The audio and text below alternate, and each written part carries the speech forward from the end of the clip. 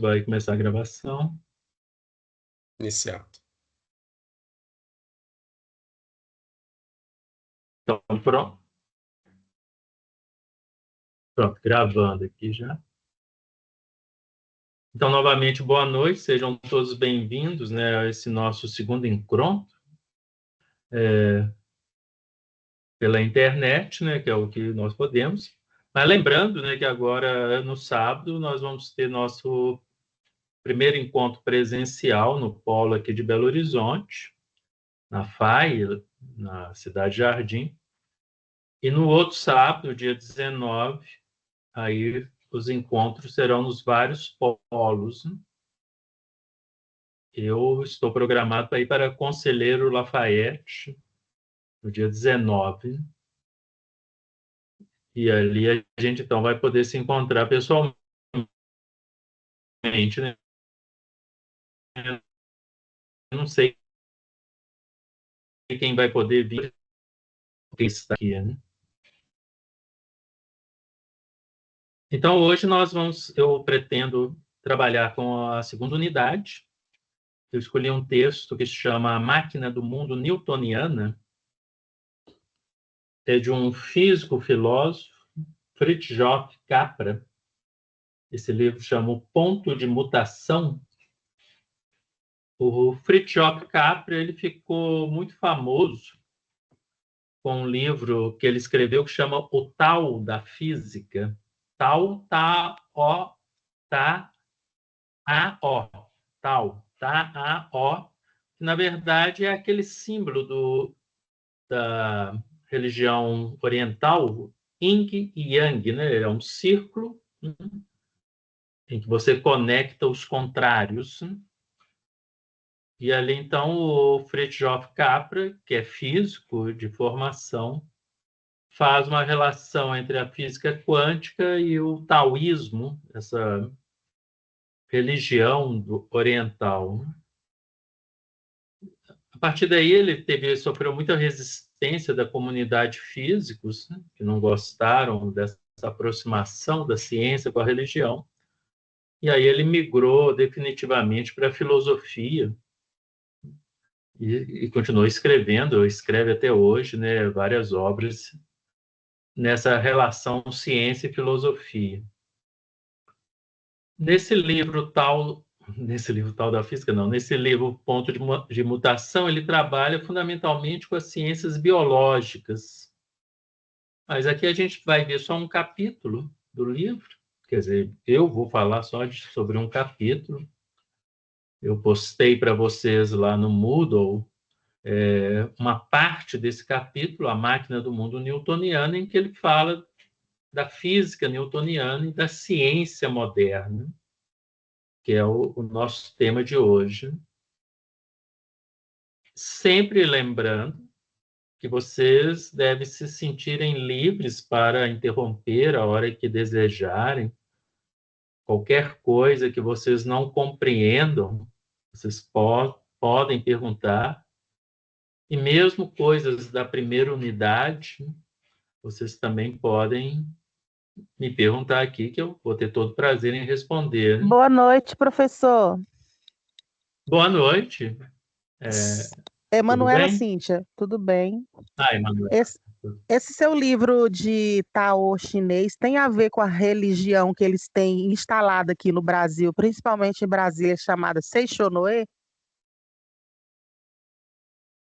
Não, o Seixonoe é uma religião oriental, mas não tem relação com essa, não. Taoísmo. Sim, taoísmo é Taoísmo, ele diferente do é Seixonoe. diferente, tem diferenças, né? O taoísmo Ah, está mais sim. próximo do budismo. Ele tem uma relação Ah, muito próxima sim. com o budismo. É aquela que eles raspam a cabeça? É, na verdade, eles raspam a cabeça para assim, se desapegarem de toda a vaidade. Que É legal. curioso, as freiras também, você sabia que as freiras rapam a cabeça? Sabia. O motivo é o mesmo, né? Curiosamente, os padres não precisam, né? Os homens não precisam rapar a cabeça, mas as freiras, elas rapam a cabeça, para se desapegarem de toda a vaidade, né? Os monges budistas, taoístas, eles também têm esse costume. Quem passa no Se vestibular não- de medicina também, da Faculdade Federal, Aí geralmente, é por outro motivo, né? Não é mais o desapego, né? E aí, para é, eles, é o desapego. Mas voltando aqui, né? Então, é. hoje eu vou falar sobre a chamada ciência moderna, que é um padrão, né, do conhecimento. Como eu falei no nosso primeiro encontro, a epistemologia trabalha com conhecimento. E no nosso mundo ocidental, nós temos, atualmente, né, um modelo de conhecimento que é o científico. Ele é quase que um padrão, né? Isso é um problema até para a pedagogia, porque a educação é um objeto de estudo muito peculiar, muito diferente, né? Diferenciado, que não se adequa perfeitamente a esse padrão de conhecimento científico que vai ser estabelecido a partir de 1500, por aí, né, com o Galileu, a chamada ciência moderna, que eu vou falar, né? Então, por exemplo, né, a matematização, que é uma característica fundamental desse conhecimento científico. Ele não se adequa muito bem à educação, embora você possa... Existem os testes, as estatísticas, né? Mas realmente você não poderia reduzir o fenômeno educacional a só a matematização. A questão dos experimentos também é mais difícil na educação, mesmo porque o processo educativo ele é longo. Por exemplo, né, nós poderíamos fazer experimentos aqui de aprendizagem, mas que teria uma duração muito curta, né? É muito difícil eu fazer um experimento que vai durar 5, 6 anos para ver se deu resultado, né? Mesmo porque eu não teria como isolar os fatores que vão estar relacionados a isso, né? Então, aí, só para adiantando alguns problemas que a educação tem, que faz com que muita gente diga que a pedagogia não é ciência, né? É uma técnica, uma arte, mas não propriamente uma ciência. Nós vamos ver por que muita gente recusa aceitar que a pedagogia, a educação seja objeto científico, por causa desse modelo de conhecimento estabelecido pela chamada ciência moderna. A gente fala ciência moderna porque, na realidade, a ciência surge lá na Grécia Antiga. Vocês lembram, né? O Platão, que usa pela primeira vez a palavra episteme, com esse sentido de conhecimento verdadeiro, conhecimento científico. Então, na verdade, já existia essa palavra ciência e ela era usada, mas ela estava relacionada diretamente com a filosofia. Praticamente todos os cientistas eram filósofos, não havia uma separação entre a ciência e a filosofia. Eram feitas juntas, né? E, obviamente, com muitos elementos especulativos típicos da filosofia. É só com o Galileu, a ciência moderna, né? Óbvio, né? Começa com o Galileu, é que o Galileu vai começar a separar o conhecimento especulativo da filosofia daquele conhecimento exato da física. O Galileu também era dessa área da física, que ele vai chamar de ciência, né? Ciência física, ou ciências naturais. Isso tem muito a ver com a briga do Galileu com a igreja. Talvez o Galileu até mantesse alguma coisa da filosofia associada à física, mas como a igreja começou a questionar os conhecimentos que o Galileu estava divulgando, a questão do geocentrismo, da heliocentrismo, a Terra gira em torno do Sol, o Sol gira em torno da Terra. Então, o Galileu preferiu separar radicalmente todos os elementos filosóficos, religiosos e morais, lembrando que filosofia e religião estavam muito próximos, né, no cristianismo da Idade Média. Então, Galileu separa tudo isso e deixa a física puramente matemática, quantitativa. E nós vamos ver esse primeiro elemento aqui, né?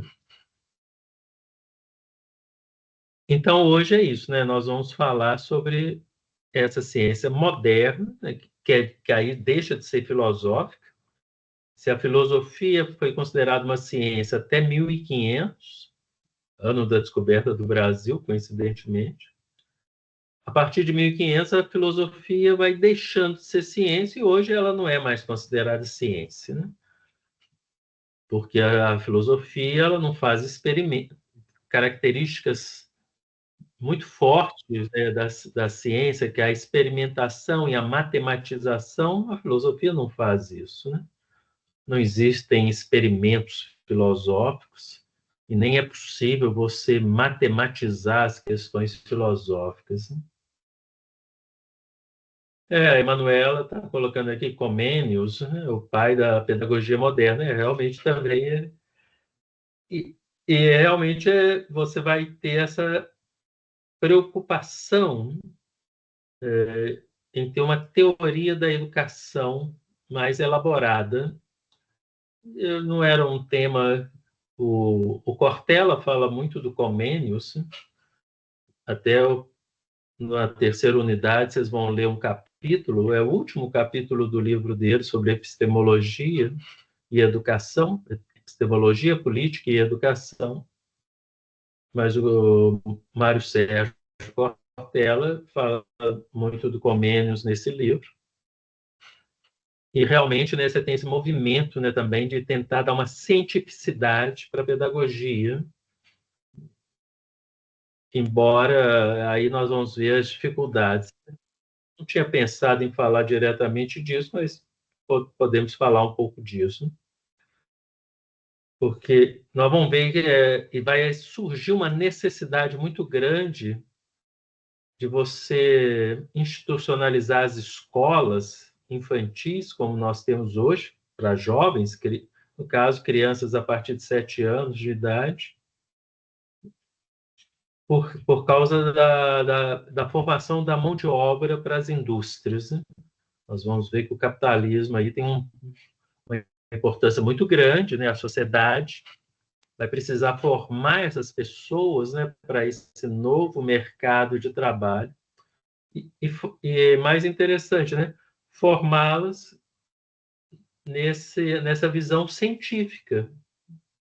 Os iluministas, os enciclopedistas franceses, né? Rousseau, Emílio de Rousseau, você falou aí do Comênios, mas não podemos esquecer do Rousseau, posteriormente, sua famosa obra, O Emílio, que vão sistematizar essa pedagogia para a criança, né? 7 anos, a criança.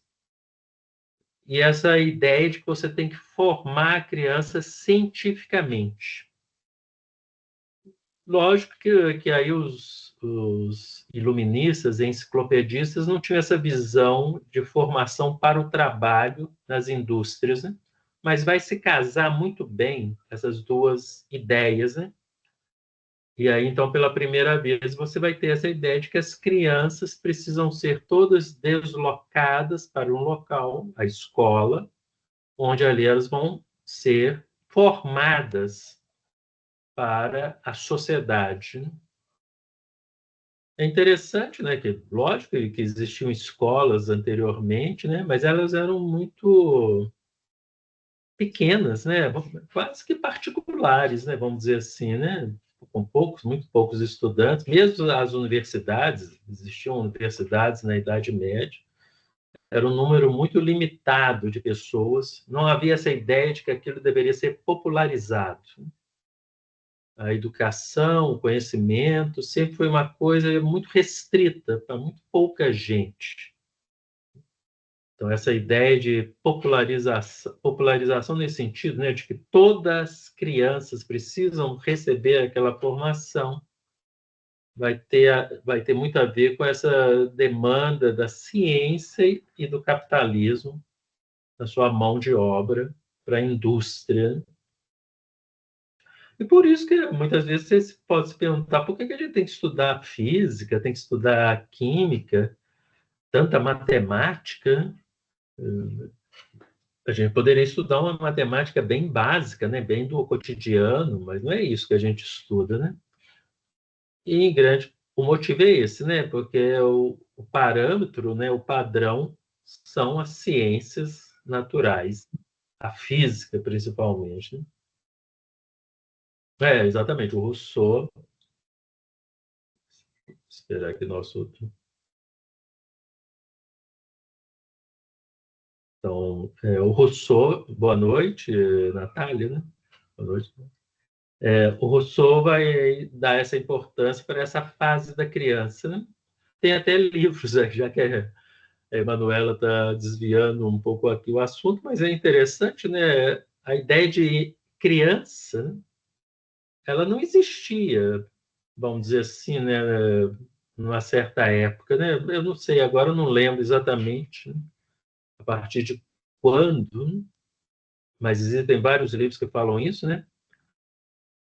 Lógico que a criança existia, né? Eu estou falando da ideia, né? O que se tem, o que se tinha é que era criança, era um pequeno adulto. Eu me lembro, inclusive, assim, que meu sogro, só para vocês terem uma ideia, ele era da roça, ele tinha uma fazenda em uma cidade aqui perto de Belo Horizonte, e, e ele falou que o pai, que ele tinha 8 anos, e o pai dele punha ele para trabalhar normalmente, né? Cercar boi. Ele contou lá um caso lá que o pai pediu para ele cercar uns boi lá, e ele não deu conta. Ele tinha 8 anos, 9 anos, né? E o pai dele xingou ele todo, pôs ele abaixo de zero, deu uns pescoção nele também. É um negócio recente, né? Porque meu sogro, eu não sou tão velho assim, né? Apesar de ter visto os dinossauros quando eu era criança, mas eu não sou tão velho assim. Mas lá na Europa, né, vamos colocar lá 1500, 1600, a visão que se tinha era essa, né? É que a criança era um pequeno adulto, um adulto em miniatura, né? E que estaria apto a fazer tudo, né? Inclusive ele usava as roupas, né, dos adultos, né, que eram costuradas, e depois você ia soltando a costura para eles irem crescendo dentro da roupa, né? Vamos dizer assim, né? Então, aí, a partir realmente assim, do Rousseau, a criança era considerada um adulto em miniatura, é a partir do Rousseau que você vai começar a ter, não, a criança ela é separada do adulto, ela não é um adulto, ela é totalmente diferente, né? Ela tem outras características, né? E ela precisa ser cuidada, né? Para que a gente consiga formá-la corretamente, né? O Kant, né, um filósofo alemão, vai chegar a dizer que, aí, 1800, né, bem um pouco na frente do Rousseau, vai chegar a dizer que as crianças eram animaizinhos selvagens, bestas, ele fala, na verdade, bestas selvagens, né? Eu atenuei aqui um pouco, falando animaizinhos, né? E a educação que torna esses animais em humanos, né? Então, o Kant coloca muito claramente, né, que a criança só vai se tornar um adulto humano se ela passar pela educação. Não é um processo natural, mas passa pelo processo educativo, né? E que tem a ver um pouco com essa ideia da ciência, né? Da ciência que estava ali, né? Do método científico, né? A educação é um método, né? Então vamos aqui, né? É muito interessante, né? Eu vou ler aqui só o primeiro parágrafo do livro, do capítulo, quer dizer, o capítulo 2, A Máquina do Mundo Newtoniano. Depois não vou ler mais, né? Porque senão fica muito cansativo, né? A visão do mundo e o sistema de valores que estão na base da nossa cultura hoje e que têm de ser cuidadosamente reexaminados, porque estão criando uma série de problemas ecológicos, de saúde, que nós estamos vendo aí muito claramente, né? Então precisam ser reexaminados, foram formulados em suas linhas essenciais no século XVI e XVII. Entre 1500 e 1700, houve uma mudança drástica na maneira como as pessoas descreviam o mundo e em todo o seu modo de pensar. A nova mentalidade, a nova percepção do universo e da natureza propiciaram à nossa civilização ocidental aqueles aspectos que são característicos da chamada Era Moderna. Eles tornaram-se a base do paradigma que dominou a nossa cultura nos últimos 300 anos e está agora prestes a mudar. Esse prestes a mudar é a esperança do Capra, né? E também a nossa esperança, mas não tem nenhuma garantia assim, né? Então, o que o Capra está dizendo é que esse período histórico na Europa, 1500, 1700, foi um período de transformações muito interessantes, né? A reforma protestante quebrou, né, a autoridade da Igreja Católica e propôs coisas muito interessantes. Propôs uma coisa muito interessante, que era a leitura direta da Bíblia. Não sei se vocês sabiam que a Igreja Católica, na Idade Média, proibia as pessoas, os leigos, né, quem não era padre, de ler a Bíblia diretamente, né? Primeiro que só existia Bíblia em latim, então eram pouquíssimas pessoas que sabiam ler latim. E mesmo que você fosse uma dessas pouquíssimas pessoas que sabiam ler latim, se você não era padre, você não tinha autorização para ler a Bíblia. Segundo a Igreja, você não seria capaz de entender o que estava escrito ali, né? Você precisaria de um padre para te explicar. E o Lutero, na Reforma Protestante, entre as várias coisas que ele questionou dentro da Igreja Católica, uma delas foi essa, né? A ideia de que não, as pessoas são capazes de lerem diretamente a Bíblia. E o próprio Lutero fez a primeira tradução, não é a primeira, né? Mas ele fez uma tradução. Haviam traduções ilegais, né? Se alguém da igreja te pegasse com uma tradução da Bíblia, você seria torturado, você ia para a Inquisição, eu ia falar que torturado, você seria castigado muito severamente, né? E morto. A pena era a morte, né? Então, Lutero faz uma tradução da Bíblia para o alemão e, na época, o Gutenberg já tinha inventado a prensa, né, para fazer livros, imprimir livros, e ali o Lutero se aproveita disso, imprime vários exemplares e começa a divulgar aquilo, né? E, logicamente, as pessoas queriam ler a Bíblia. A Bíblia foi foi o primeiro livro impresso no mundo ocidental, né, que eu saiba, e não sei se ele era vendido, se era, não sei, aí não sei, não saberia dizer, mas ele teve uma divulgação muito rápida, as pessoas começaram a aprender a ler, alemão, no caso, né? Para ler a Bíblia e, logicamente, começaram a ler outras coisas, né? Então, a Reforma Protestante sacudiu, né, esse panorama das pessoas, as pessoas começaram a ler, começaram a, não, eu posso interpretar o mundo sozinho, né? Posso ler a Bíblia sozinho. Você tem as navegações, eu falei assim, 1500 foi a descoberta do Brasil, mas você tem várias navegações, e o europeu ficava assim, os europeus são muito fechados, né, no seu mundo, né?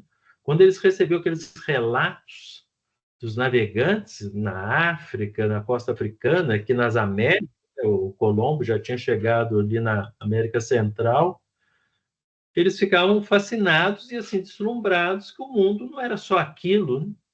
Quer dizer, o mundo era muito maior do que aquilo que eles estavam acostumados a ver. Então, isso ampliou demais o horizonte dessas pessoas, né? Elas começaram a ficar curiosas, querendo saber um monte de coisa. E aí você também tem, né, o mercantilismo, comércio, já existe muito forte, o capitalismo começa a se consolidar, o feudalismo vai caindo, né? E o mercantilismo, né, o capitalismo, o comércio, que é típico dos capitalistas, né? Ele tem uma vantagem, né, vamos dizer assim, em relação ao feudalismo, que o comércio ele envolve o trânsito de pessoas, né? Como eu falei, assim, as navegações, né? A, a, os livros sendo escritos, né? E ali também você começa na Inglaterra uma certa industrialização, mas aí mais posterior, né? Você vai ter o primeiro tear mecânico, né? Para tecer, fazer tecidos, né? E ali você tinha uma produção muito grande, né? Então, tudo isso vai criar esse clima propício para a modernidade, para essa ciência, então, que vai se consolidar dentro desse panorama, né? Desse panorama que a gente chama de modernidade, né? Só ver. Antes, quem que inventou? Antes de Gutenberg, a Bíblia era os copistas, né? Você, no livro do Humberto Eco, O Nome da Rosa, tem, ele até fala desses monges copistas, né? Eles eram responsáveis por copiar a Bíblia, né? Pegavam a Bíblia, copiavam, lógico, por isso que pouca gente também lia, né? Demorava se produzir um livro, e ele era difícil, né, de ser feito. Logicamente, a circulação dele era bem limitada, mas tinha uma produção, né, vamos dizer assim, né? Se as folhas eram pregadas na porta, aí eu já não sei, né? Ah, tá. O Concílio de Toulouse proibiu que os leigos. Eu sabia que era proibido, tinha uma punição severa, chegava à morte. Eu não saberia dizer, estava falando do Concílio de Toulouse. Então, tudo isso, né, agita, né, faz essa tensão, esse clima de liberdade, né, de, de poder fazer as coisas sozinhos, né? E isso é muito do comércio, do mercantilismo, do capitalismo, né? Essa quebra de hierarquias, né? Isso vai criar as condições, então, para surgir essa chamada ciência moderna, que vai ter uma série de características que agora nós vamos comentar que marcam, né, a nossa vida até hoje, né? Eu vou tentar mostrar aqui como que essas características são ainda marcantes, né? Então vamos começar com o Galileu. Vou seguir aqui a sequência do texto do Fritjof Capra. Tomar uma água.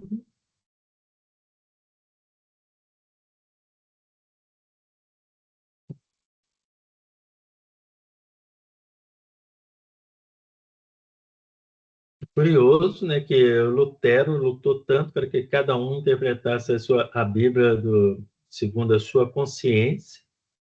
E hoje, né, as pessoas aceitam, né, que os pastores façam a única interpretação da Bíblia, né? E vai totalmente contra, né, a ideia original do protestantismo. Mas aí é outro assunto, né? Achei curioso aqui, então.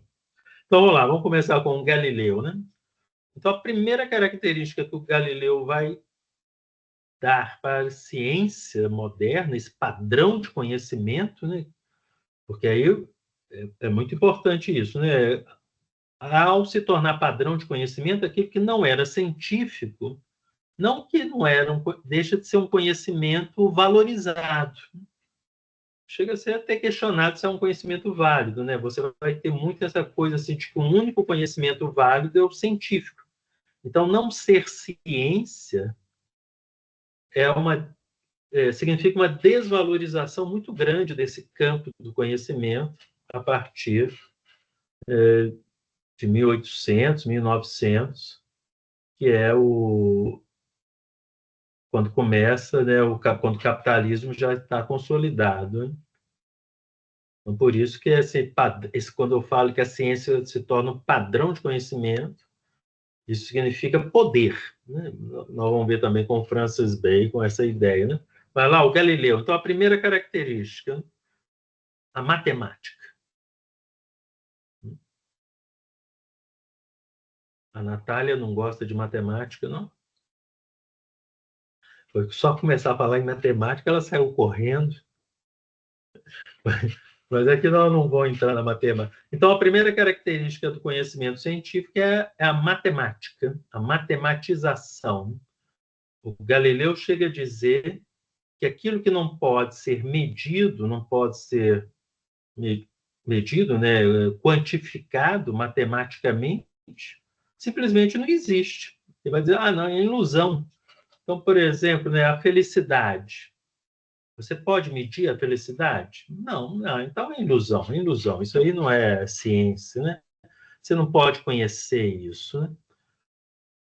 Então, por isso que o Galileu consegue também, né, ao reforçar essa ideia de que a ciência só trabalha com fenômenos que podem ser quantificados, matematizados, ele separa fatos de valores.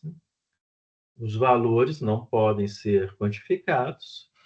Falei aqui da felicidade, a bondade. Como é que você mede a bondade? Grau 10 de bondade? Não existe isso. Então, ele estava também querendo se afastar da religião, né? Então, espiritualidade, bondade, não, vai para lá, né? Não é ciência, é outra coisa.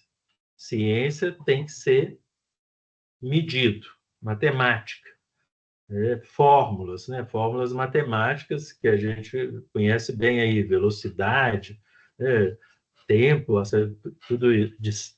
Você mede lá velocidade é a distância sobre o tempo, né? Você pega a distância, divide pelo tempo, você tem a velocidade, números, né? E os fatos são puros números. Então, para a ciência, uma pessoa lá foi atropelada, né? Bateu a cabeça no poste, o cérebro dela se espalhou pela rua, né? Tá cheio de miolo dela espalhado. Mas para a ciência aquilo não tem importância, né? Ela vai medir, né? Ela vai medir lá tal a velocidade do carro, jogou a pessoa 10 metros, não quer saber se aquela pessoa, o que ela fazia, se ela sofreu, não, nada disso importa, porque os fatos são frios, puramente matemáticos. Os valores ficam separados, né? E como eu falei, isso ainda é muito marcante até hoje, né? Essa ideia de uma ciência extremamente fria, né? Que às vezes faz coisas terríveis, né? Em nome da ciência, porque não quer colocar nenhum tipo de valor moral que eu estou falando, né? Na ciência. Por exemplo, que é uma questão muito atual, experimentos com cobaias, com animais, né? Então, por exemplo, você pega lá um macaquinho, você vai fazer um teste de shampoo. Você pega o shampoo, taca o shampoo no olho do macaco para ver o que vai acontecer. Não vai doer? Claro, claro. Você está torturando o bichinho, né? Mas precisa? Não precisa, né? Hoje não é necessário esse tipo de... Nós podemos, né, criar outros artifícios, fica mais barato fazer isso assim, né? Então, essa ideia de que o macaco, a cobaia, ela não sente nada, não é bem assim, né? Lógico, é um ser sensível. Lógico que ele vai sentir, né? Então, essa ideia vem lá do Galileu, né? É matemática, é sem valor. Aí depois, né, na sequência, nós temos um inglês, o Francis Bacon, que vai também trazer duas grandes contribuições para a ciência, para esse modelo de ciência. O primeiro é o chamado, que a gente chama método indutivo, que é o conhecimento parte da observação. Essa observação ela é singular, particular, né? Então, você parte da parte para o todo. Então, você observa, então, vários cães. Você vê que todos os cães gostam de osso. Então, você vai, todo cão gosta de osso. Você observa vários cavalos, né, e vê que todos os cavalos têm um estômago com certa característica. Então, todo cavalo tem estômago com essas características, né? Então, é o chamado método indutivo, da observação. Aí tem uma coisa muito interessante, né? Que parece simples, né? Porque o conhecimento anteriormente ele fazia o caminho inverso, ele partia do todo para a parte. Então você precisava ter uma noção da totalidade, para a partir daquela noção de totalidade você pensar as partes dessa totalidade, né? Era chamada, que a gente chamava de visão orgânica. Pensa um organismo, né? Pensa, gente, o universo é um organismo, é um ser vivo. É lógico assim que o que determina eu como ser vivo é a minha totalidade, não é nenhuma parte, né? A gente costuma falar o coração. Não, o coração tudo bem, é uma parte importante, mas meu fígado também, se acontecer alguma coisa com ele, eu vou morrer do mesmo jeito, né? Não é só, eu não morro só quando o coração para de bater, não. Tem uma série de órgãos meus que, se pararem de funcionar, eu vou morrer do mesmo jeito, né? Então, na verdade, meu organismo. Espera só um momentinho aqui, deixa eu ver. Atender um telefone.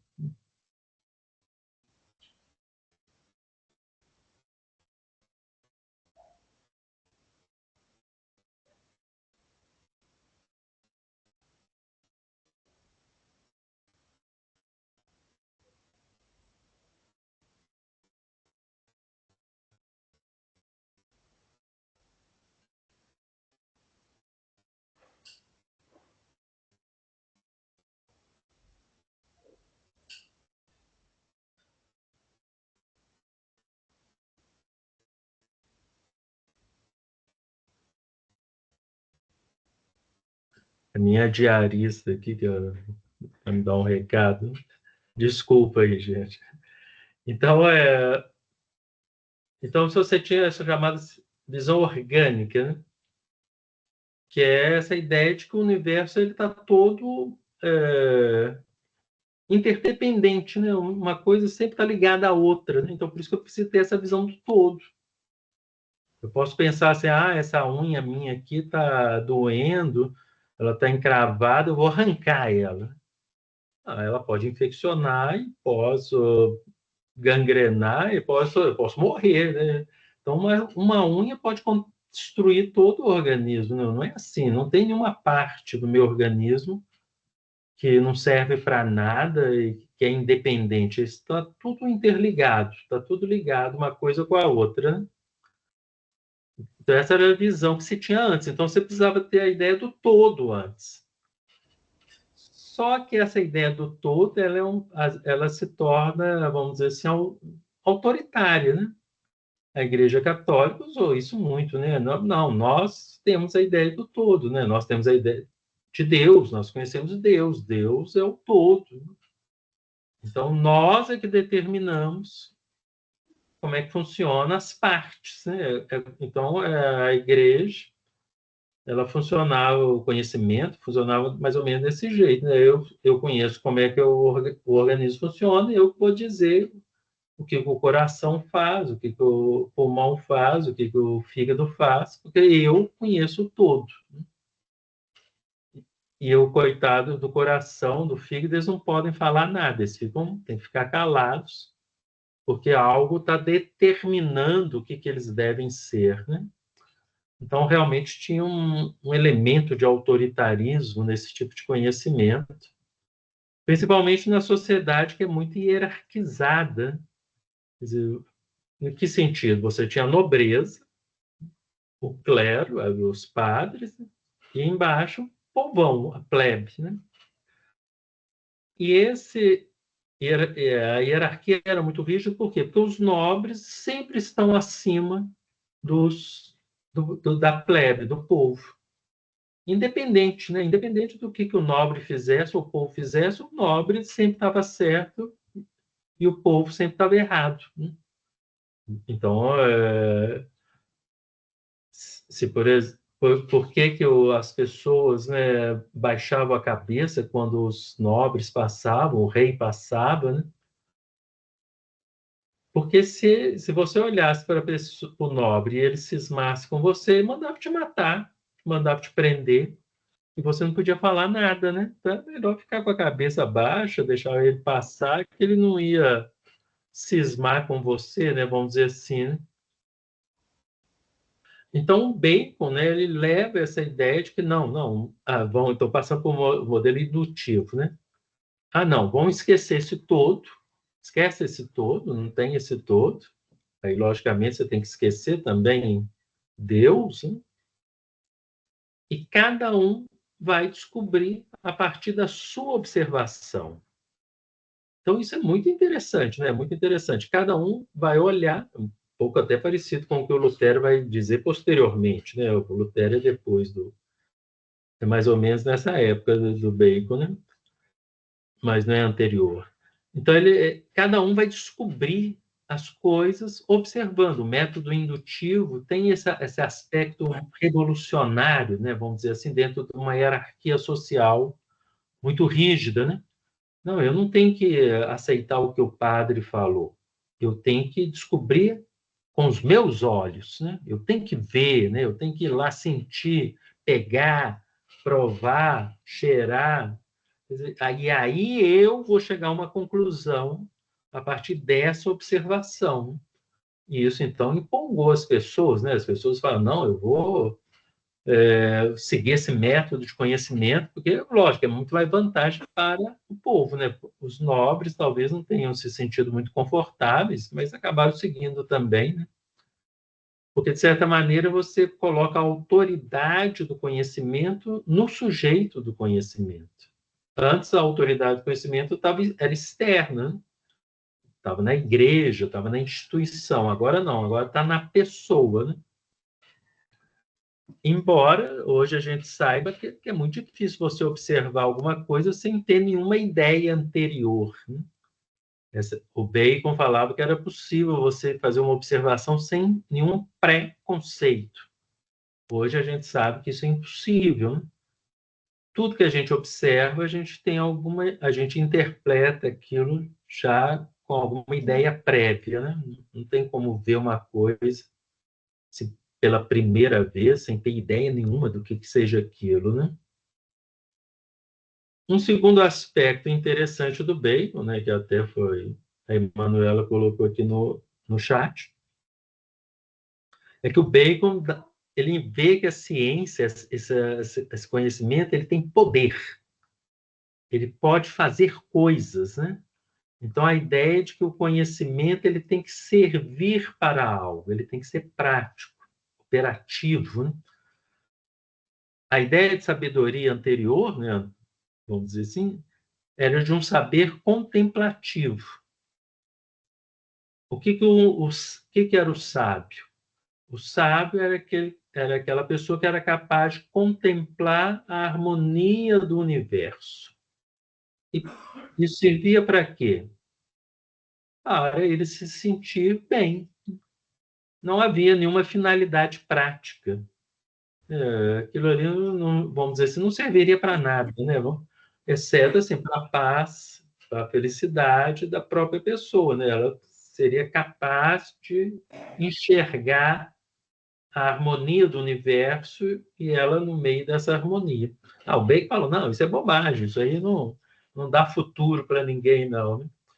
Nós temos que ter conhecimento para fazer alguma coisa, né? Quer dizer, eu vou produzir conhecimento para derrubar árvores e fazer pontes, fazer casas, né? Eu vou produzir conhecimento para estocar comida. O Bacon, né, um dos experimentos, um dos poucos experimentos dele que deu certo, é que ele descobriu uma técnica de congelar frangos, né? Antigamente, na época dele, né? Na época dele, no inverno, eles matavam mais frangos e congelavam na neve, porque sabiam que ali essa carne ia durar mais tempo, né? No inverno. E o Bacon descobriu que se você congelar o frango de dentro para fora, jogando água dentro dele, né? E ali a água congela dentro do frango, ele dura o dobro. Então, aí os frangos congelados do bacon duravam o dobro dos outros frangos congelados, porque os outros frangos eram congelados de fora para dentro, se colocava ele na neve, e o bacon jogava água dentro deles, a água congelava, então congelava de dentro para fora, né? E é muito mais eficiente, né? Então é isso, né, o bacon? Não, eu estou pesquisando aqui para aumentar a eficiência, né? Lógico que aí o bacon ganhou muito dinheiro aí com esses frangos dele, né? Eles duravam o dobro, né, de tempo para descongelar. E aí a carne, né, para estragar, né? Descongelar não, para a carne estragar. Então o conhecimento, saber é poder, né? O saber te permite fazer mais coisas e isso vai te dar ganhos, né? Vai te dar lucros e inclusive ganhos políticos, né? Obviamente, né? Se você tem uma capacidade, a sua cidade é capaz de construir pontes, castelos, armas melhores, né? Ela vai ser superior a outras cidades, né? Então essa ideia de que o saber ele tem que ter uma finalidade prática, que ele tem que servir para algo e principalmente que ele tem que dar ganhos políticos de poder, né, para quem não detém esse saber, e por isso que você não pode ficar espalhando conhecimento aí para todo mundo, né? Porque se só você sabe fazer aquilo, você tem um poder. Quer dizer, só eu sei fazer essa ferramenta, né? Só eu sei consertar esse aparelho, né? Eu tenho um poder. Se eu ensinar outras pessoas, eu vou diminuir o meu poder. E o Bacon percebeu isso. E isso é também muito marcante no conhecimento até hoje, né?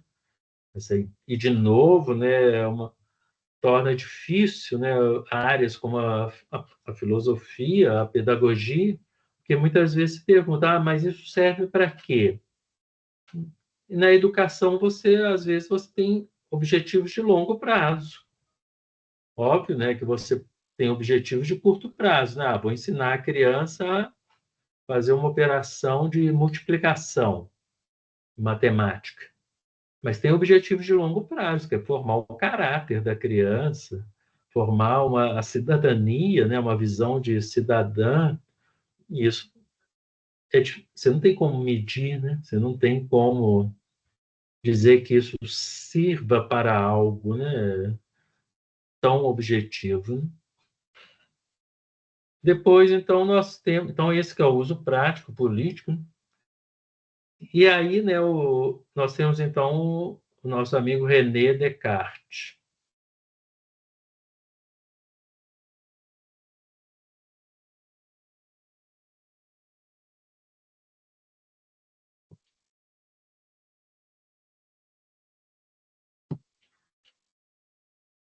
Tudo tranquilo, né? Todo mundo entendendo bem aí. Então, podemos, então, passar para o nosso René Descartes, um grande matemático, né? A geometria analítica. Bom, agradeço aí o Descartes, né? Foi ele que inventou essa maravilha. Também tinha essa ideia de que a ciência tem que ser matemática, e tudo bem, né? Mas o Descartes também introduziu ideias muito interessantes, né? E muito mais marcantes, né? Vamos dizer assim, sobre o que é a ciência. A primeira delas é a desvalorização da tradição e a valorização do novo. Vamos voltar, né, que eu falei do Bacon. A sociedade medieval ela é uma sociedade, como eu falei, muito hierarquizada, em que a tradição tinha um peso muito grande, né?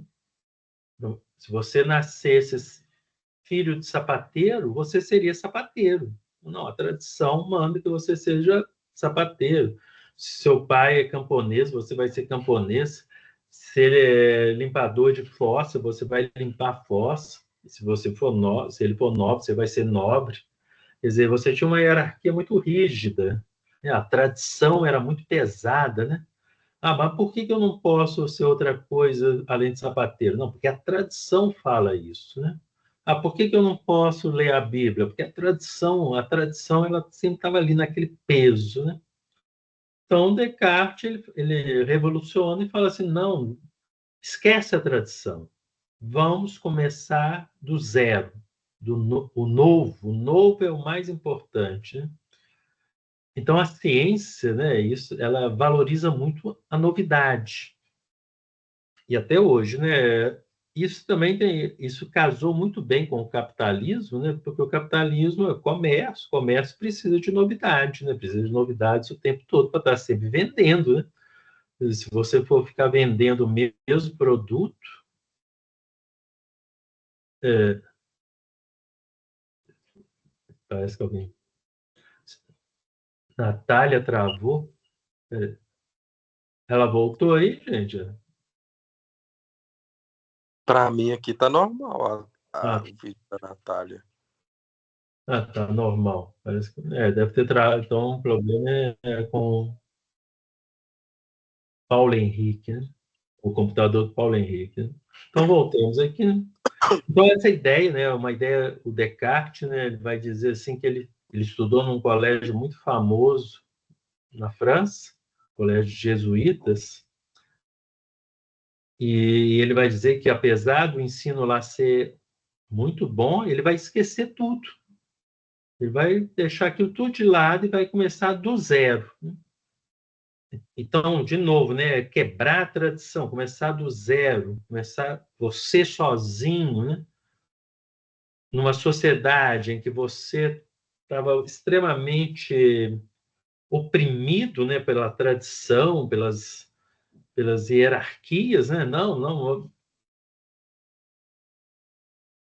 bater. Eu sou quem eu quiser, eu vou começar do zero, né? Eu vou começar, eu sou do novo, né? Eu quero novidade, né? Então isso foi muito interessante, né? Foi muito rico, né? Embora a gente possa hoje valorizar um pouco a tradição, né? Esse excesso de novidade é meio angustiante também, né? Cria uma ansiedade, né? Nós somos uma sociedade muito ansiosa, porque a gente valoriza muito essa coisa do novo, né? A gente quer coisa nova o tempo todo, não é bem assim, né? Às vezes a gente tem que conservar algumas coisas, né? Mas foi muito revolucionário na época do Descartes, né? O Descartes, então, revolucionou a novidade, né? A segunda grande coisa que o Descartes vai fazer, né? E ligada a isso, né? É o penso, logo existo, o famoso penso, logo existo, né? O que o Descartes quer dizer, né? É que ele estava buscando um fundamento, né? Já que eu estou começando do zero, né? Eu preciso, como ele mesmo fala, né? De uma pedra sólida para construir o edifício do conhecimento, né? Então, qual que é essa pedra sólida que vai sustentar todo o conhecimento? O eu, o próprio eu penso, né? E é interessante, né, que o Descartes usa a primeira pessoa do singular, né? Eu penso, eu sou, eu existo. Ou seja, o fundamento de todo conhecimento é o sujeito individual, a sua individualidade. Eu não preciso de ninguém, de nenhuma tradição para construir conhecimentos. Então, uma coisa extremamente revolucionária para aquela sociedade tão assim rígida, né? De que as pessoas poderiam partir de si mesmas, sozinhas, né? E construindo conhecimento. Lógico que assim, não tem como você produzir conhecimento sozinho, né? Você precisa da sociedade Mas era a ideia, né? A ideia que o Descartes colocou do penso, logo existo, é isso, né? O que marca a minha existência é o meu pensamento racional que produz conhecimentos. Logicamente que esse eu penso do Descartes não é qualquer eu penso, né? Eu estou pensando no que eu vou fazer no sábado. Não, isso aí, o Descartes é o pensamento racional matemático, calculista. A minha existência é marcada pela minha capacidade de calcular o futuro através dos meus conhecimentos e controlar situações. Então, eu sou capaz de produzir um conhecimento que faz com que eu seja senhor do futuro, senhor da natureza. Então, por isso que a existência humana ela vai ser marcada pelo conhecimento racional, científico, matemático, calculista. Você vai ter essa ideia de controle muito forte, né? Esse sujeito autoconsciente, então, que controla situações, né? E aí o Descartes, muito interessante, né? Para controlar a natureza, essa natureza ela precisa ser passiva, então. Ela não pode reagir ao sujeito. Diferentemente de quando eu trato com outros sujeitos, né, que reagem, a natureza ela tem que aceitar passivamente aquilo que eu conheço e exploro dessa natureza. Uma característica do Bacon também, né? A ciência tem que explorar a natureza, né? O Descartes vai ter essa ideia também, né? De exploração, né? Então, o que o Descartes vai fazer? O chamado dualismo psicofísico cartesiano. Cartesiano porque o nome Descartes em latim é Cartesius. Então, por isso, tudo que é cartesiano se refere a Descartes, o nome dele em latim, Cartesius. O que é o dualismo psicofísico? O eu penso é alma. Só os seres humanos têm alma. Os animais não têm alma, árvores não têm alma, só os seres humanos são dotados de alma, que é o eu penso. O resto é pura máquina, puro corpo, matéria. São coisas totalmente separadas. A alma não tem nada de alma na matéria e nada de matéria na alma. Com isso, então, a natureza ela se torna puramente mecânica, passiva, né? Era isso que o Descartes queria, né? Ele quer uma natureza que seja puramente máquina, mecânica, porque isso significa que ela vai ter movimentos repetitivos, sem nenhum tipo de vontade própria, sem nenhum tipo de valor moral, sem nenhum tipo de espiritualidade, né? Então, você olha uma árvore, é pura matéria. É como se eu pegasse aqui, né, essa caneta, né? Não tem diferença nenhuma dessa caneta para a árvore. Ah, não, a árvore é um ser vivo. Não, e daí? Isso não é. Continua matéria do mesmo jeito. A árvore não tem alma, não tem espiritualidade, não tem moral. Então eu posso fazer o que eu quiser com a árvore, né? Porque ela não vai sentir nada, não vai ter nenhum tipo de constrangimento moral. O corpo humano também é máquina, que a nossa alma está separada do corpo, né? Essa é uma parte do raciocínio de Descartes muito confusa, né? Porque, na verdade, o que ele interessa para ele, né, é poder estudar o próprio corpo humano como se fosse algo puramente material. Então, a alma fica separada desse corpo, né? Descartes vai dizer assim, se eu cortar meu braço, minha mente vai continuar funcionando do mesmo jeito. Se eu cortar o outro braço, a mente continua funcionando. Eu corto as duas pernas, né? Continua funcionando. Então, para o Descartes, assim, a mente não depende do corpo para funcionar. O pensamento não depende do corpo para funcionar, né? E o corpo, então, é pura máquina, pura matéria, e pode ser, então, mexido, né? Sem nenhum tipo de constrangimento moral, sem nenhum tipo de respeito, nada disso. A medicina, né, vai avançar enormemente a partir disso, né? Você vai começar a ter as dissecações de cadáver. A igreja colocava uma série de restrições, né, para fazer essa dissecação de cadáver. E ali o Descartes vai dizer, não, pode secar à vontade, isso é simplesmente como se fosse um relógio, né? Você não mexe no relógio, é a mesma coisa que você mexer no corpo, ainda mais o corpo sem vida, né? Não tem nenhuma alma mais nesse corpo, ela já foi para outro lugar, né? Então aí você não precisa ter nenhum tipo de preocupação, nenhum tipo de constrangimento, né? Esse corpo aí para ser usado, né? Interessante que outro dia lá na faculdade eu vi uma propaganda na mesa dos professores da UFMG pedindo para as pessoas doarem seus corpos para a faculdade de medicina, né? Que é uma coisa interessante, né? E aí falando assim, não, você vai morrer, você vai cremar seu corpo ou vai enterrar o seu corpo, né? Debaixo da terra, o que vai acontecer com ele? Ele vai ser comido pelos vermes, vai se decompor, né? Indo para a escola de medicina, ele vai servir para que uma série de estudantes aprendam sobre o corpo, né? Centenas de estudantes vão passar pelo seu corpo, estudar o seu corpo, e ele vai ser extremamente útil para o conhecimento e para a formação dos futuros médicos, né?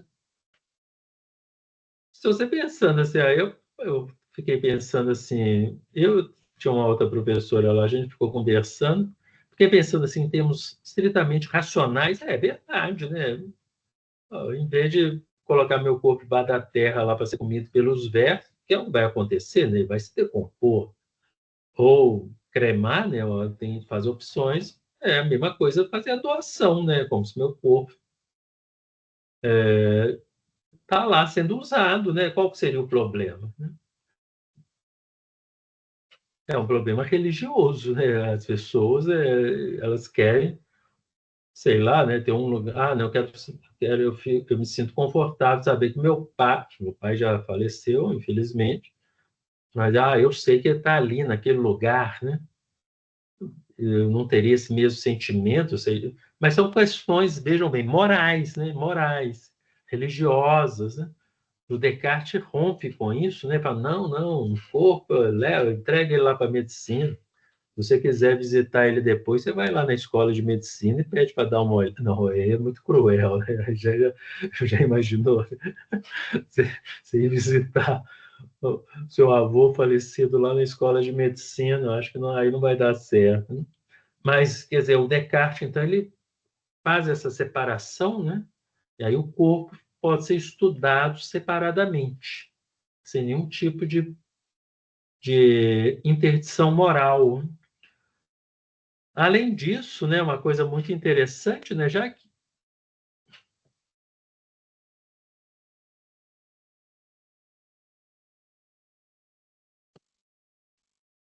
que o corpo é máquina, já que a natureza é máquina, a árvores são máquinas, a máquina tem uma característica muito diferente do organismo vivo.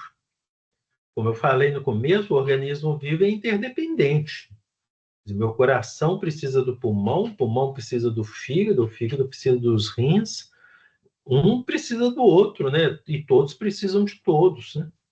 Aqui não tem como separar qual que é o mais importante, porque qualquer um ali leva todo o organismo ao colapso, né? Mas num objeto mecânico, não.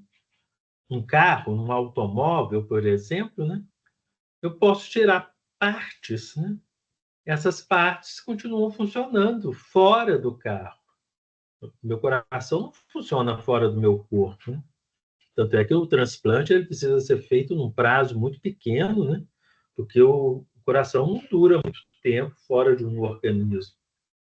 Fora de um organismo, assim, do seu organismo original, né? Interessante, ele precisa ser transplantado para sobreviver, mesmo assim não vai viver a mesma coisa lá naquele organismo transplantado. Mas na máquina não, no automóvel não. Se eu pego o motor do automóvel, tiro ele, alimento ele, ele vai funcionar normalmente. Do mesmo jeito que ele funciona no carro, ele funciona fora. Basta eu botar a gasolina ali, alimentá-lo, ele vai funcionar e fica lá funcionando vários anos ali, funcionando separadamente, né? Se eu tiro ali as partes, elas funcionam. E se eu coloco outro motor, o carro vai funcionar normalmente, né? Quer dizer, as partes, elas funcionam separadamente. Eu posso estudar as partes separadas.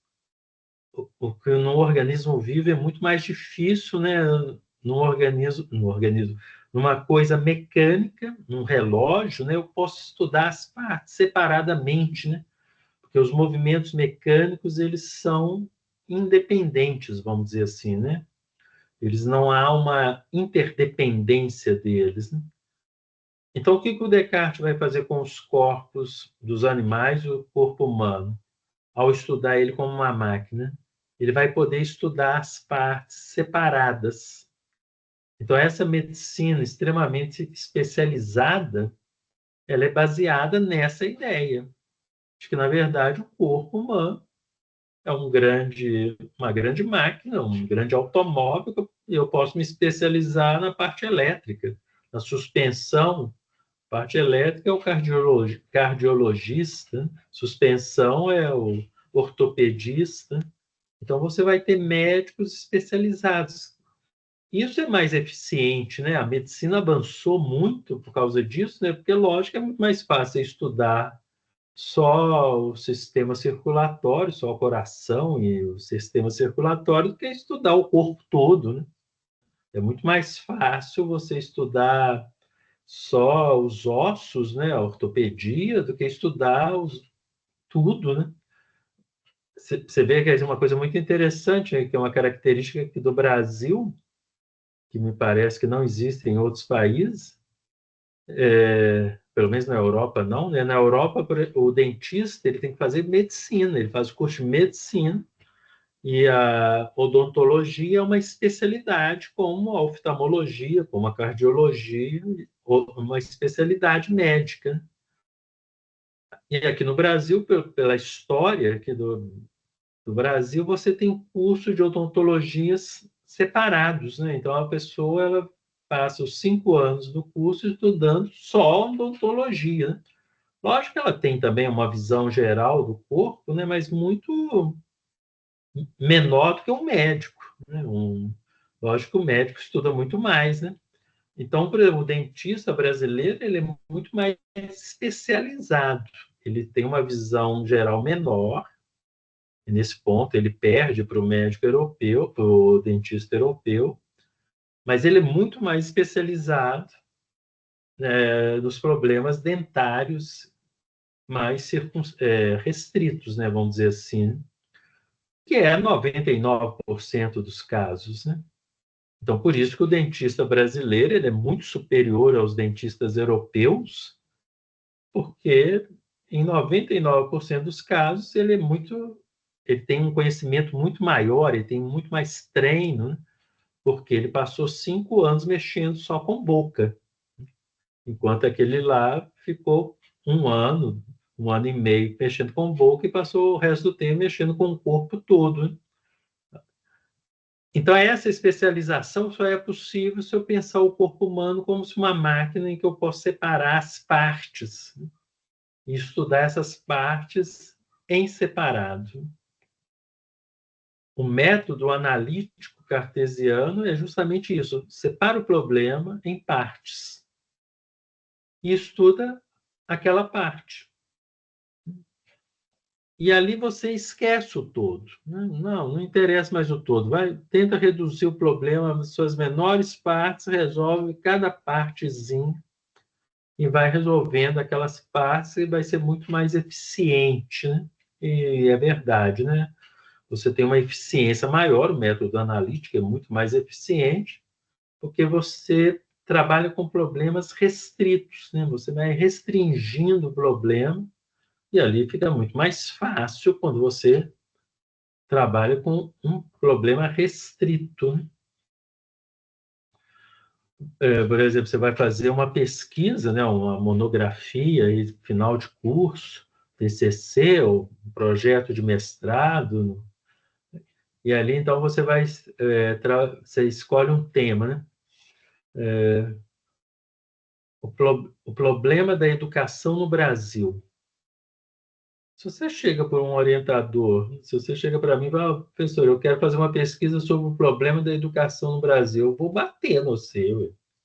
Eu vou jogar um vaso de samambaia na sua cabeça, porque eu vou passar. Como é que você vai estudar um problema tão amplo? Problema da educação no Brasil?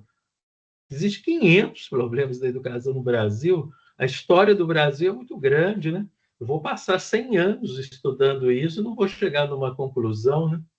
Eu tenho que restringir, eu tenho que reduzir, né? Quer dizer, qual o problema que eu estou interessado? Não, vamos escolher um problema, né? Tem vários, né? Vamos escolher um problema. Problema da evasão escolar. Mas ainda está amplo, né? Então, o problema da evasão escolar em que série? O problema da evasão escolar no primeiro ano do ensino médio. Em que lugar? Né? Em que época? Aí eu vou restringindo. E aí eu vou chegar, a minha pesquisa vai ser o problema da evasão escolar no primeiro ano do ensino médio na cidade de Belo Horizonte, nas escolas públicas da cidade de Belo Horizonte. E, de preferência, eu posso ainda separar uma, duas escolas, né? Eu posso restringir, mas aí talvez fique muito restrito, né? Mas talvez eu possa até restringir em 2, 3 escolas, né? Para as escolas da zona norte de Belo Horizonte, né? Aí eu acho que fica razoável. Então, veja bem, né? É isso que é o método analítico, né? É isso que é o mecanicismo. Você vê a coisa nas suas partes, né? Então, não quero ver o problema da educação é muito amplo, muito difícil, né? Mas se eu pego um problema, o problema da evasão escolar, num lugar muito específico, que é o primeiro ano do ensino médio, num local muito específico, que é a zona norte de Belo Horizonte, as escolas públicas, no período de, vamos pôr aí, 10 anos, né, de 1990 aos anos 2000, pronto. Né? Aí eu já tenho uma coisa bem mais restrita, bem mais fácil e muito mais eficiente de ser feito. Se a gente pegar os trabalhos, as monografias de final de ano, de final de curso, né? As dissertações de mestrado, até mesmo as teses de doutorado, que são um pouquinho mais amplas, né? Você vai ver que são temas extremamente restritos, né? Porque é isso que os orientadores pedem, né? Restringe, né? E isso é Descartes, né? É o mecanicismo cartesiano. Dividir o problema, estudar suas partes, como se tudo fosse uma grande máquina e você pudesse estudar essas partes separadamente, né?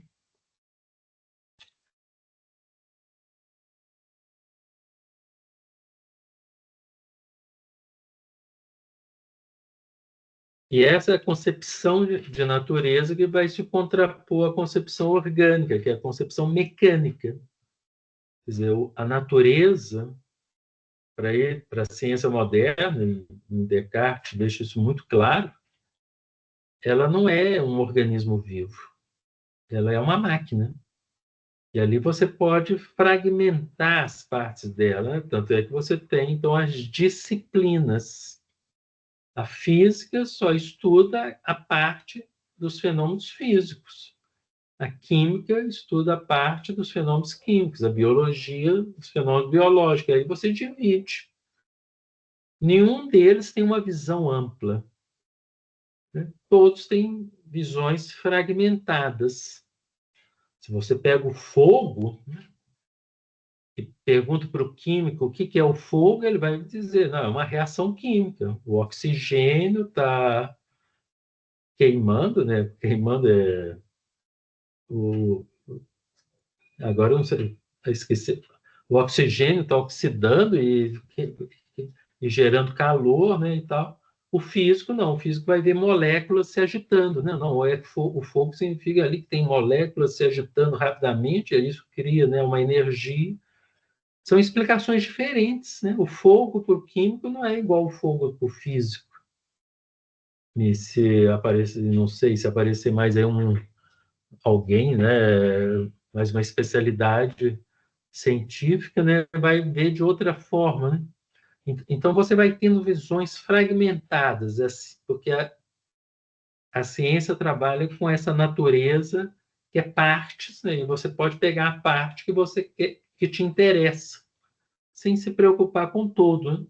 Você vai estudar aquele sistema de suspensão automotiva, mas de que carro que é isso? Não me interessa, eu não quero saber de que carro que é. É um sistema de suspensão automotiva, serve para qualquer carro que você queira, né? Então, assim, isso é a ciência, né? Ela estuda essas partes, as suas menores partes, a partir dessa visão da natureza como uma máquina. E o Isaac Newton vai ser o grande sistematizador disso. Por isso que o capítulo chama Máquina do Mundo Newtoniana.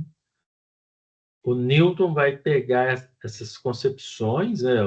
Inclusive o Newton tem uma frase muito bonita, ele fala assim, se eu conseguir enxergar longe é porque eu estava em cima, porque eu subi no ombro de gigantes, né? Ele vai dizer, eu só consegui fazer a ciência, a física, né, newtoniana, a teoria da gravitação universal, porque eu estava em cima do ombro de grandes pensadores, Descartes, o Bacon, o Galileu e outros mais, né, que ele se baseou para fazer sua teoria. Então, o Newton vai pensar assim, o que é a natureza? A natureza, então, ela é positivista, é por fato. O Newton ele vai dizer que não existe nem hipótese, né? Não existem hipóteses, só existem certezas físicas, né? Então, todo tipo de especulação metafísica, não, esquece isso, né? É, a ciência é movimento de uma partícula sobre outra. Não existe força à distância. Tudo que se move no universo é porque tem uma força próxima, pressionando aquilo. Então, a ideia de que, por exemplo, né, da astrologia, né, os astros estão me influenciando, o Newton vai, não tem jeito, né? Como é que uma estrela tão distante, como é que ela vai exercer influência sobre o meu corpo, né? Ela tem que ter uma proximidade, então tem que ter uma força, ela tem que estar fazendo força em alguma coisa que vai chegar até mim, né? Até mim não, até eu, né? Então aí você vai ter essa ideia, não, então é positivismo, né? Que só existem fatos positivos, fatos que eu posso experimentar, eu posso ver, né? Essa força está atuando sobre essa aqui, eu vou fazer um experimento, vou provar que ela existe, tem uma fórmula matemática. Se não tiver isso, é porque não existe, né? É bobagem, esquece. A ciência ela é objetiva. Por quê? Porque o observador está separado do objeto. Eu não tenho nenhuma relação com o objeto que eu estou estudando. Isso para o Newton foi fácil, né? A física, os fenômenos físicos, eu posso ter uma certa distância dele. Logicamente, alguns fenômenos ficam mais difíceis, né? Ou quase ou impossíveis, na verdade. O problema, a ideia de objetividade.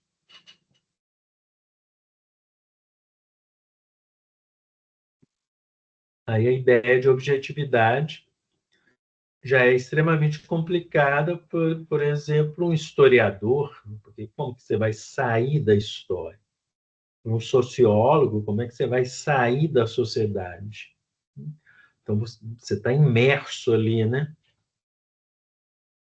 Mesmo para o físico, às vezes é problemático, né? Mas aí, não, mas aí eu estou falando do Newton, né? O Newton, então, a objetividade, né?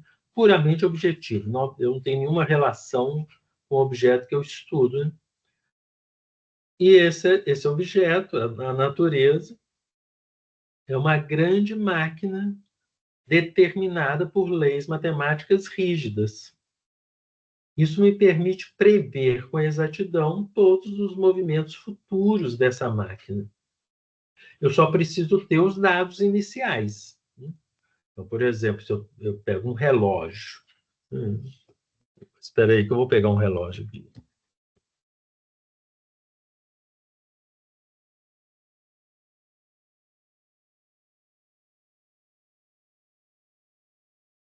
Esse relógio, né? A partir, se eu conheço as peças dele, né? Se eu sei o mecanismo dele, eu sou capaz de prever todos os movimentos que ele vai fazer até daqui a 1000 anos, né? Esse relógio, né? Se ele durar 1000 anos, né? Claro, ele vai fazer os mesmos movimentos. A única coisa que eu preciso saber é conhecer o mecanismo dele, os dados iniciais, né? Por que eu não sou capaz de prever todos os fenômenos, segundo o Newton? Porque eu não conheço todos os mecanismos, né? Eu não conheço todos os dados iniciais. Logicamente, nós ainda desconhecemos muitas coisas, mas aquilo que eu conheço eu vou ser capaz de prever. A física newtoniana fez, então, muito sucesso, porque realmente ela era capaz de prever vários acontecimentos, vários fenômenos, né?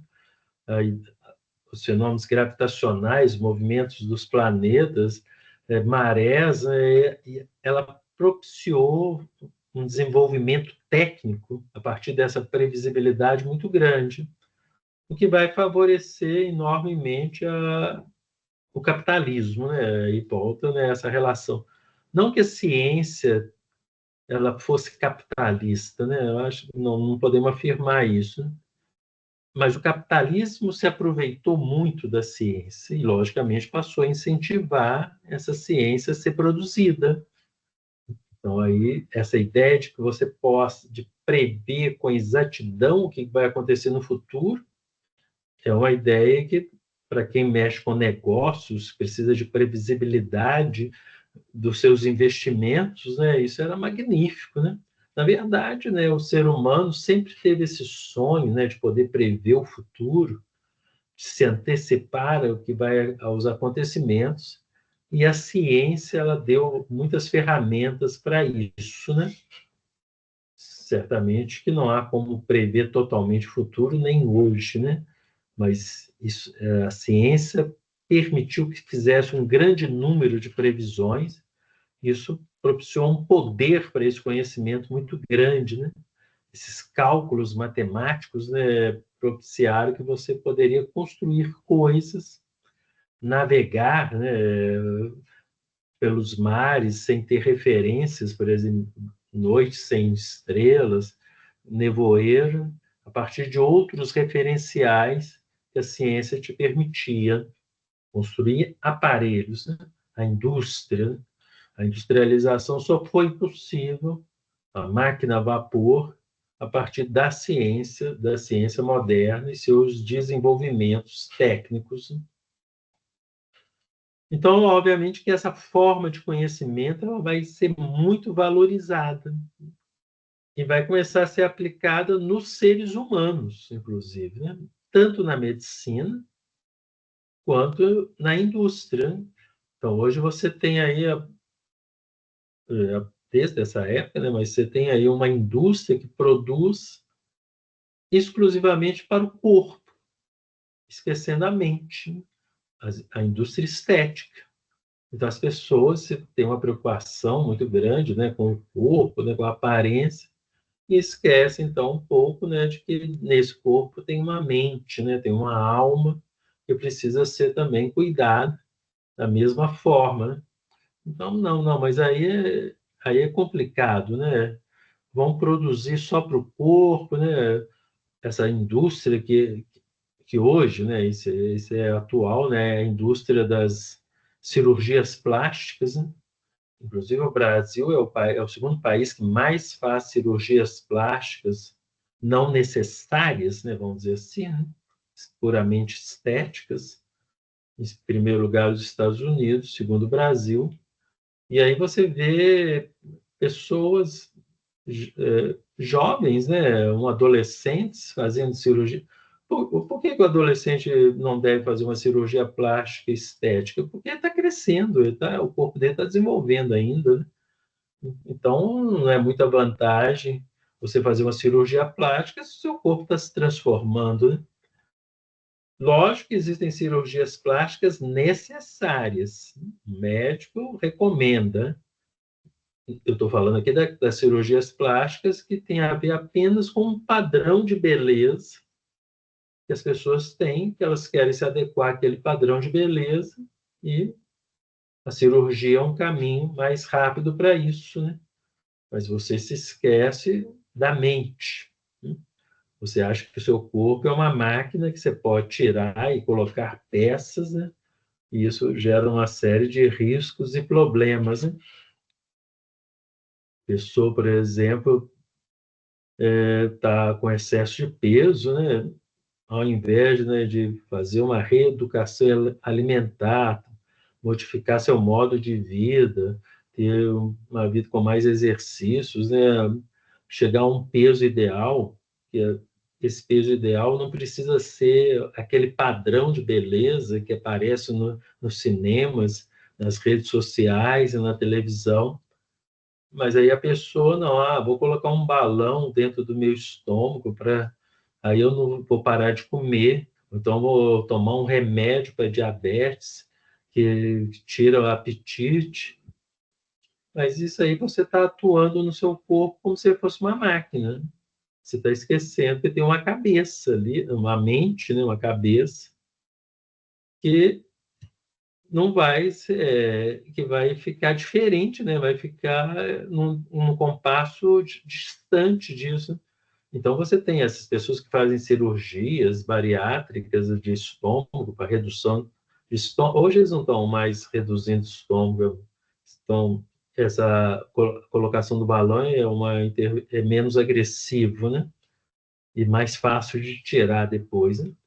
Mas você tinha várias pessoas que tinham problemas sérios de depressão, porque a pessoa, vamos dizer assim, eu vou usar a palavra gorda aqui, me permitam, né?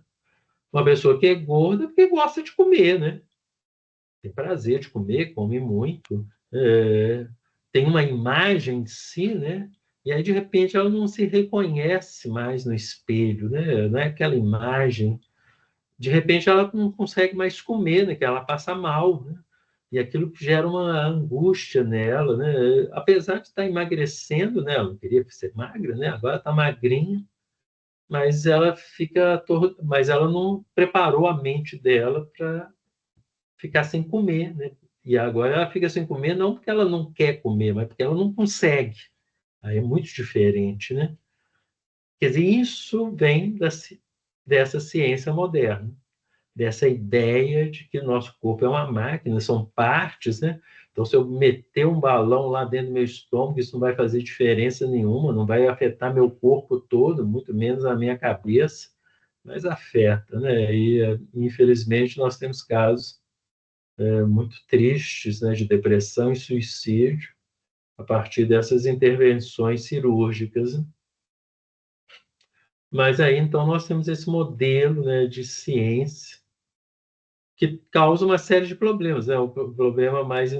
Eu citei esses problemas relacionados à saúde, né, à medicina como ciência, mas a questão ecológica, né? A ecologia depende de uma visão de todo, né? Eu não consigo entender um ecossistema estudando só as partes, né? Eu preciso ter uma visão mais ampla para entender como que aquele ecossistema funciona. E a ciência não trabalha com isso. A ciência não trabalha a nossa ciência ainda está muito presa a esse modelo da ciência moderna, esse modelo cartesiano, newtoniano, do Galileu, de pensar aquelas partes separadas, matematizar, e aí você tem esses fenômenos que eles dependem de uma visão mais ampla. A ciência ela não trabalha com valores, né? E aí a ecologia precisa carregar de valores a natureza.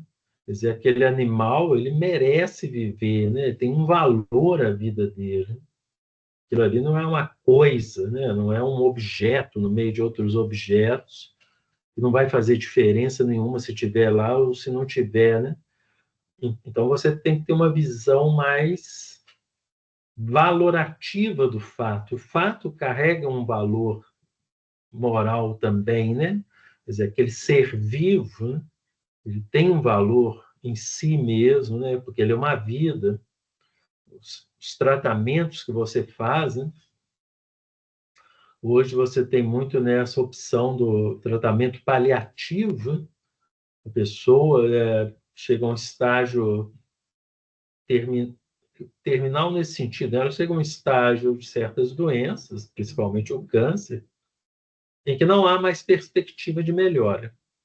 A medicina não vai... o próprio médico fala, não tem mais como melhorar, mas nós podemos te manter vivo. Mas a que custo? Você vai ficar vivo lá, internado no hospital, sem poder mexer, tomando uma quantidade absurda de remédios, tendo dores terríveis. Então, você fica em lugares mais agradáveis. Muitas pessoas fazem a opção, inclusive, de ficar em casa de familiares ou em hospitais, não é hospitais, não, em clínicas que são casas, né? Então são bem mais humanizadas, né? Até é paradoxal você falar isso, né? Uma medicina humanizada. Toda medicina tinha que ser humanizada, né? Mas é porque a medicina é muito mecânica, muito fria, né? O médico, né?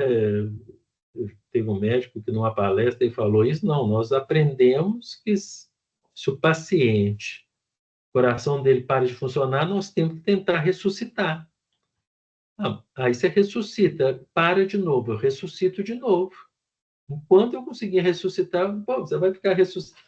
E ali, às vezes, você ressuscita a pessoa 5, 6 vezes num curto espaço de tempo. Isso é totalmente desnecessário. Isso chega a ser cruel, né? Você fazer isso com uma pessoa, né? Um ser humano, porque o organismo dele já não está dando conta mais, né? Não é? Você não está matando a pessoa, né? De maneira nenhuma, né? Ali chegou num estágio, numa questão natural, né? Então aí você tem esse tratamento mais humanizado em casas, né? Paliativo, ou seja, você trata o sintoma, mas deixa a doença evoluir, vamos dizer assim, naturalmente, né? E a pessoa ela vai ter uma morte mais digna, né? Com mais consciências, com menos sofrimento.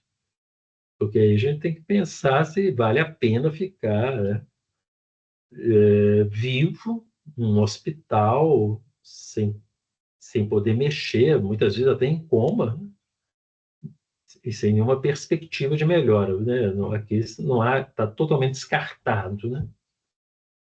Então essa visão de ciência ela tem que ser repensada, né? Os futuros cientistas eles têm que começar a pensar que aquela árvore, ela é um ser vivo também, né? Não é simplesmente cortar, né? Quer dizer, aquela represa que você está fazendo tem implicações em todo o sistema ali, coisas interessantes, né, que são feitas. O nosso Rio São Francisco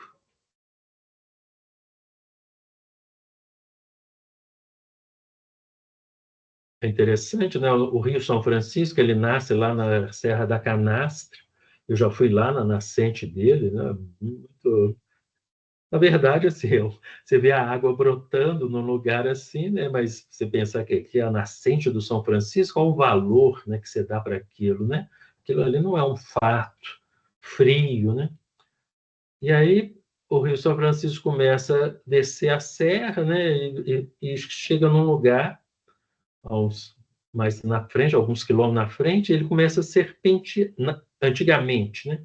Ele serpenteava. E ali criava uma espécie de um pântano, né? Um charque, né? Bom, aqui não é menos que um pântano. E aquilo ali era como a água do rio, ela ficava muitas voltas, ela diminuía a sua velocidade e ali propiciava um viveiro de peixes, né? Os peixes escolhiam aquele lugar para se reproduzir.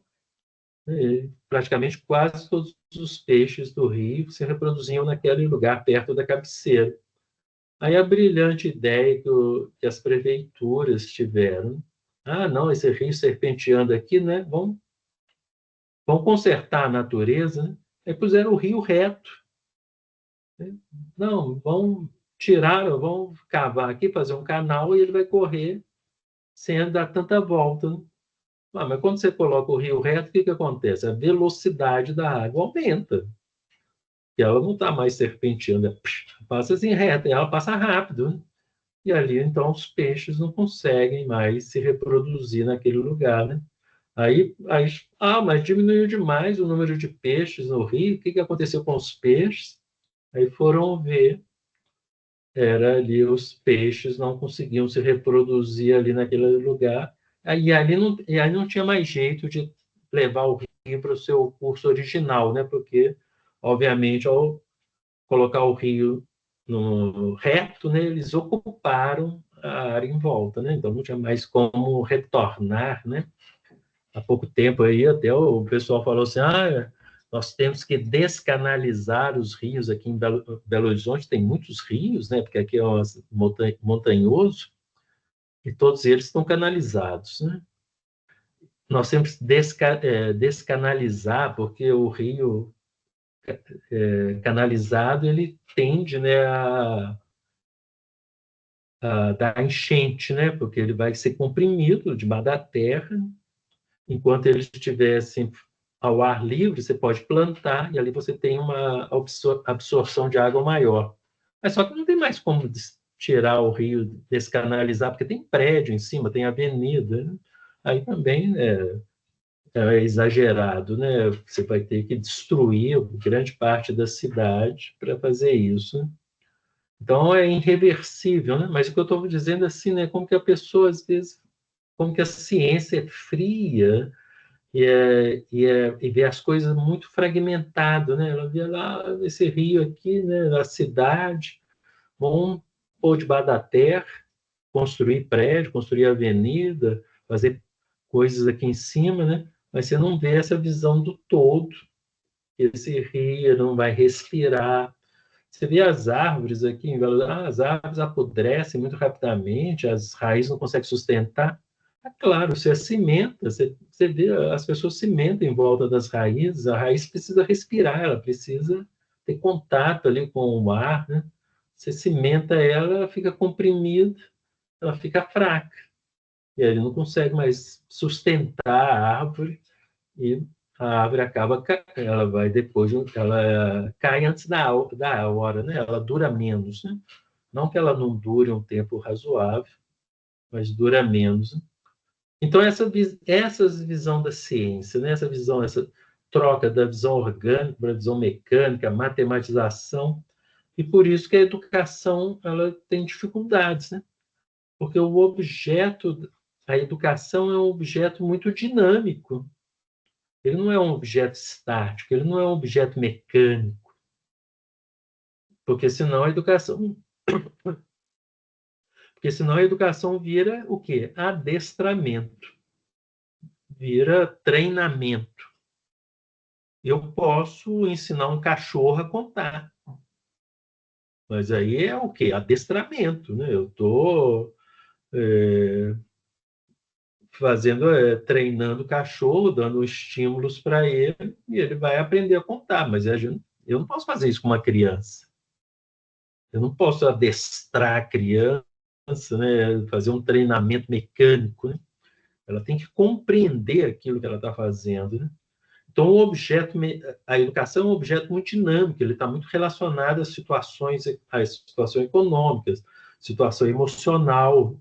É claro que a família tem um papel muito importante na educação, na escola, e não tem nada a ver com moral nem religião, mas porque a criança ela vai aprender mais facilmente se ela tiver um ambiente emocional favorável. A emoção tem um papel muito importante na educação humana, porque nós somos seres sociais, nós dependemos de convivência, né? Então, na nossa seleção natural, nossos conhecimentos ligados à convivência são mais valorizados, nós guardamos melhor na nossa memória aqueles conhecimentos que têm carga afetiva, porque nós sabemos que ele tem relação com a convivência, que é tão essencial para os seres humanos. Então, tudo isso, né, torna a educação difícil de se encaixar nessa visão tão restrita, reducionista, positivista, de uma ciência matemática, mecânica, determinista. Por mais que eu saiba que aquela criança vai sair melhor se ela passar por uma boa educação, isso não me permite calcular com exatidão o quanto melhor, né? Isso é um pouco aflitivo, principalmente para o capitalista, que quer ter previsões quer coisas mais seguras, né? Mas eu não tenho como saber isso, né? Então, mas eu posso preparar a criança para passar no vestibular. Mas isso significa que ela teve uma boa formação, que ela foi bem educada? Provavelmente não, né? Quer dizer, provavelmente. Então, é por isso que a ciência pedagógica, a ciência da educação, ela tem desafios que as ciências naturais não têm, né? Que pode usar esse modelo mecânico, né? Porque aí eu tenho que definir que sujeito eu quero ao final do processo educativo, né? E essa resposta não é mecânica, ela não é objetiva, ela depende de uma quantidade, de uma complexidade de valores que estão relacionados com a sociedade, com a política, que é muito difícil de ser medido, tem que ser discutido constantemente, né? Nós temos que criar esses canais dialógicos para fazer essa atualização. Mas, certamente, né, a pedagogia, a educação, a ciência da educação tem seus aspectos científicos, né? Ela usa conhecimentos específicos de psicologia e sociologia direcionados ao processo educativo, inclusive técnicas, né, de aprendizagem. Então, nós estamos no caminho certo. Falta alguma coisa, né, mas nós temos que ter uma concepção mais ampla de ciência, que inclusive inclua as sociologia, né, e outras ciências humanas, vamos dizer assim. Ficou alguma dúvida, gente?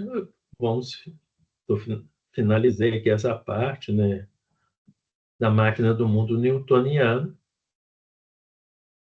Acho que faltou faltou falar do Locke, né? Só que o Locke ele não é propriamente um cientista, mas ele fala do contrato social. E essa ideia do indivíduo formando a sociedade. Mas aí é mais para realçar esse individualismo. É lógico que é absurdo, né? Você pensar que o indivíduo precede a sociedade. A sociedade que vem antes do indivíduo. Mas aí o Locke ele queria valorizar a liberdade do indivíduo em relação à sociedade. Então, por isso que ele vai falar que os indivíduos eles existem antes da sociedade, que a sociedade é resultado de um combinado, de um contrato entre esses indivíduos, né? Então, finalizando, ficou alguma dúvida, alguma questão? Vamos agradecer aí a paciência de vocês, né? E convidá-los novamente, né, para o nosso encontro no domingo não, domingo, já imaginou, professor trabalha muito, mas domingo também já é demais, né?